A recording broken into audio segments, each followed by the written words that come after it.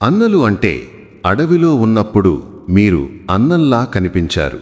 ఊళ్ళోకి వచ్చాక మీరే తమ్ముళ్ళైపోయారు.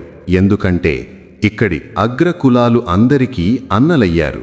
దారి మళ్లించే మతాలు ఇంకా పెద్దన్నలయ్యాయి. వీళ్ళిద్దరూ కలిసి చేసే కుట్రలే జనాలు పడుతున్న అవస్థలు. ఇదే నిజం. కులాలు మతాలే ఈ దేశాన్ని నడిపిస్తున్న రంగులు, వన్నెలు, చిన్నెలు. మీరు వీళ్లను కాదనుకుని అడవుల్లోకి వెళ్లారు. 60 ఏళ్ల తరువాత తిరిగి వెనక్కి వచ్చారు. అడవుల్లో వెలిగిన దీపాలు ఆకాశ దీపాలైతే మిగతా వారంతా వెనక్కి తగ్గిపోయారు. మాయామంత్రాలు, కులమతాల దండయాత్రతో పాలిస్తున్న అగ్రజులను మీరు ఎన్ని రోజులు ఎదిరించగలరు? బూర్జువా ఫ్యాసిస్టు అన్నలను ఎదిరించి మీరు నిజంగా జనాన్ని నడిపించగలరా? ఇద్దరూ ఒకటే. అవసరమైతే కండువాలు మార్చుకుంటారు.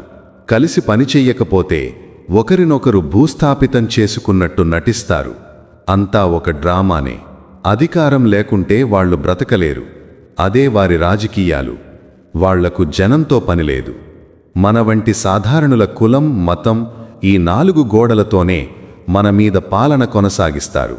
కానీ మీ సంగతే వేరే. మీ దగ్గర ముక్కుసూటితనం ఉంది.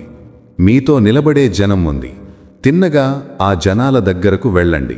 వాళ్లకు చరిత్ర చెప్పండి. రహస్యమేమీ లేదు. మనదే ప్రజాస్వామ్యం.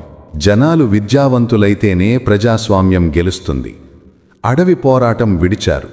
ఇప్పుడు అర్బన్ పోరాటం మొదలెట్టండి. అవును, ఇది అంత తేలిక కాదు. అవినీతి పెరిగింది, నిజాయితీ తరిగింది, దొంగ ఓట్లు రాజకీయం పాలిస్తున్నాయి.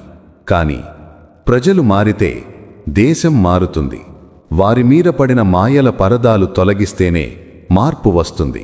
ఒకటే చెప్పండి, ప్రజలే అందరికీ అన్నలు. ఈ బోధనే వాళ్లకు పాఠమవుతుంది. ఈ అద్భుతమైన ఆలోచనలు రాసింది కవి తమ్మినేని అక్కిలాజు గారు, హైదరాబాద్. మిత్రులారా, మీకు ఈ వాయిస్ ఓవర్ నచ్చితే ఇంకా ఇలాంటి ఆలోచనాత్మక చైతన్యభరితమైన వీడియోల కోసం మా ఛానల్ను తప్పకుండా సబ్స్క్రైబ్ చేయండి. ధన్యవాదాలు.